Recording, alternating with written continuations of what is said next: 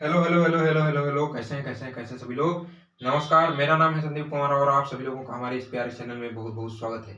आज हम लोग आपके द्विघात समीकरण को श्रीधराचार्य मेथड से कैसे सॉल्व करते हैं, श्रीधराचार्य जी के जो फॉर्मूला दिया था उन्होंने, उससे हम लोग कैसे सॉल्व करते हैं इसके बारे में बात करेंगे और मूलों की प्रकृति कैसे हम लोग पता करते हैं उसके बारे में भी बात करेंगे। तो आइए बिना देरी के हुए हम लोग शुरू करते हैं। आपको मूलों की प्रकृति ज्ञात करने के लिए एक फॉर्मूला है जो होता है B square minus 4ac। B square minus 4ac। ध्यान आपको ये देना है कि अगर ये आपका जीरो से बड़ा है, ये आपका अगर जीरो से बड़ा है तो यहां पर आपका दो वास्तविक एवं भिन्न भिन्न भिन्न मूल, मतलब अगर आपका बी स्क्वायर माइनस 4ac इसमें वैल्यू पुट करते हैं, आपको जो भी समीकरण में दे रखी है द्विघात समीकरण में, अगर वो वैल्यू आपकी जीरो से बड़ी आ रही है इसको सोल्व करने पर, तो वहां पर दो वास्तविक एवं भिन्न भिन्न मूल आएंगे। और दूसरा होता है, दूसरी कंडीशन होती है B square minus 4ac is equal to zero. यहां पर क्या होता है, दो वास्तविक एवं बराबर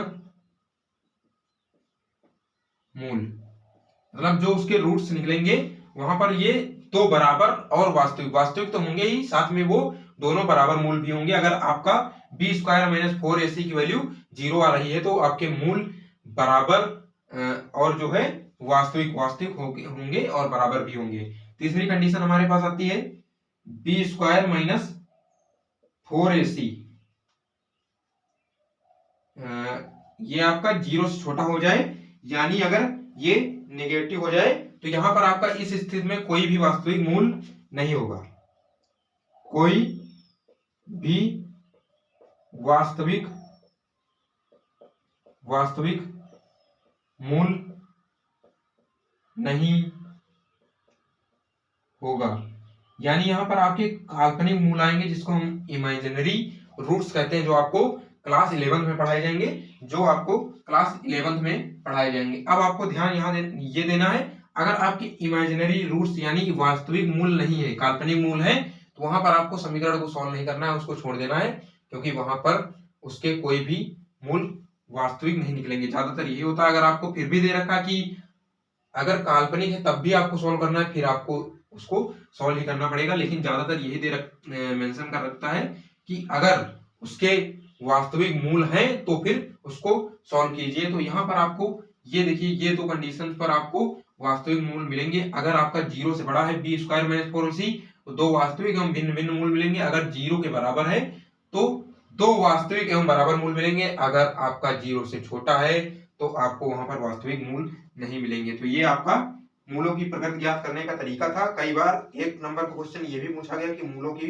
प्रकृति बताइए। अब हम लोग एक क्वेश्चन के जरिए इसको समझने की कोशिश करते हैं। या मैं सबसे पहले आपको श्रीधराचार्य जी का फार्मूला बताता हूं, जिसको इंग्लिश वाले क्वाड्रेटिक फार्मूला भी कहते हैं, लेकिन हम लोग श्रीधराचार्य रूल ही कहेंगे।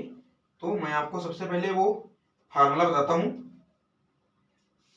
फार्मूला आपको बताता हूं। तो ये होता है x या जो भी आपका वेरिएबल है वो minus B plus minus under root B square minus 4ac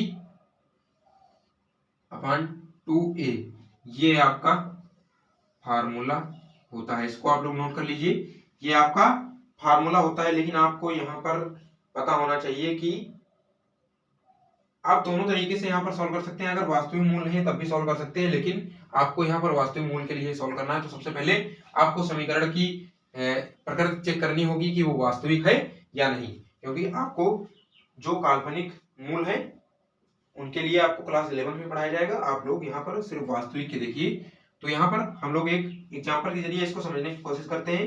एक एग्जाम्पल के जरिए हम लोग इसको समझने की कोशिश करते हैं। तो मैं आपको क्वेश्चन देता हूँ। एक क्वेश्चन है 2x² - 7x + 3, 2x² - 7x + 3 = 0। अब हम लोग इसकी प्रकृति चेक कर लेते हैं। b², ये देखिए -7 7 7 49, b² -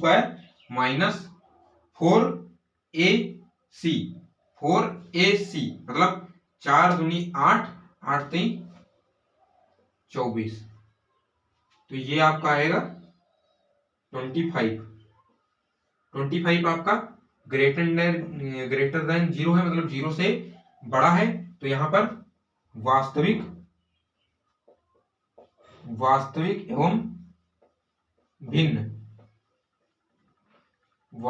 एवं भिन्न मूल आपके निकलेंगे।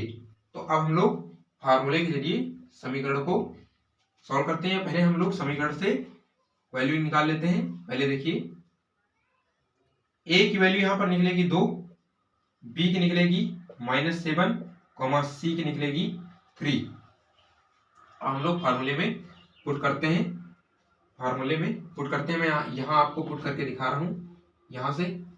तो आप लोग देखेंगे वो तो वही रहेगा -b, और पहले से -7 है तो माइनस माइनस प्लस, मैं डायरेक्ट यहाँ पर +7 लिख रहा हूँ, प्लस माइनस लगा दीजिए। b² - 4ac, अभी हम लोगों ने b² - 4ac की वैल्यू 25 निकाली है। मैं डायरेक्ट पुट कर रहा हूँ, आप लोग करके भी देख सकते हैं। अगर मैं यहाँ आपको दिखाऊं तो ये b² - 4ac, b का वैल्यू है आपका -7 -7 का स्क्वायर 4 × 2 × 3, तो ये आपका 49 हो जाएगा, और ये आपका हो जाएगा 24, और वहां से हमने 25 वैल्यू निकाली, आप लोग देख सकते हैं। 2a a की वैल्यू आपकी 2 है, और 2 ये आपका 4 हो गया। यहां से आप लोग वैल्यू निकालिए, तो ये आपका 7 ± 5 और अपान 4। यहां तक आप लोगों ने सॉल्व कर लिया। आप लोग नोट कर सकते हैं इसको, अगर करना हो। मैं मिटा रहा हूं इसको। अब देखिए हम लोगों को यहां से आगे क्या करना है। आगे हम लोगों को क्या करना है, ये ध्यान दीजिए। करना क्या है, आप लोग देखिए यहाँ प्लस है माइनस है, दोनों दे रखे हैं 2 साइन। तो हमको सबसे पहले प्लस लेना है, तो हम लोग लिखेंगे प्लस लेने पर, या टेक पॉजिटिव, इस तरह से भी आप लोग लिख सकते हैं। तो प्लस लेंगे तो हम देखिए 7 + 5 अपान 4, 7 5 कितना होगा, बताइए 7 5 कितना होगा, 12। तो 12 अपान 4, 12 अपान 4 करेंगे तो ये आपका 3 आएगा। तो यहाँ से x की एक वैल्यू आपकी 3 निकलती है। दूसरी वैल्यू देखते हैं, अब की बार माइनस लेते हैं, तो ये आपका माइनस लेने पर अब देखिए यहाँ पर क्या होता है, 7 - 5 हो जाएगा अपान 4, यहाँ से क्या निकलेगा 2 अपान 4, यहाँ से वैल्यू निकलेगी आपकी 1/2, 1/2 देख सकते हैं आप लोग। तो यहाँ से x की वैल्यू 2 निकल कर आती है आपकी 3, 1/2, 2 वैल्यू आपकी x की यहाँ से निकल कर आई है। तो इस तरह से हम लोग द्विघात समीकरण को सॉल्व कर सकते हैं। इस तरह से हम लोग द्विघात समीकरण को आसानी से सॉल्व कर सकते हैं। क्वेश्चन तो बहुत सारे हैं, लेकिन मैं यहाँ को आपको शॉर्ट एक वीडियो में, जो आपका ज्यादा लंबा नहीं 10-15 मिनट का होने वाला है, उसके जरिए मैं आपको यहाँ पर श्रीधराचार्य फॉर्मूले का कैसे यूज करते हैं उसके बारे में बताने वाला था। मैं यहाँ पर अभी कोई एक्सरसाइज या बाकायदा पूरा सॉल्व नहीं करा रहा हूँ। जब वो आपका सीरीज पूरी क्लास 10th की शुरू की जाएगी तो वहां पर मैं आपको एक तरफ से सारे के सारे क्वेश्चन बताऊंगा, और उसको कैसे सॉल्व करते हैं वो भी बताऊंगा। यहाँ पर तो हमारा उद्देश्य सिर्फ श्रीधराचार्य फॉर्मूले को समझना और समीकरण के मूलों की प्रकृति को समझना था, जिसको हम लोगों ने यहाँ पर देख लिया। तो आज के वीडियो में बस इतना ही था। खूब मन लगाकर पढ़ाई करते रहें। जय हिंद।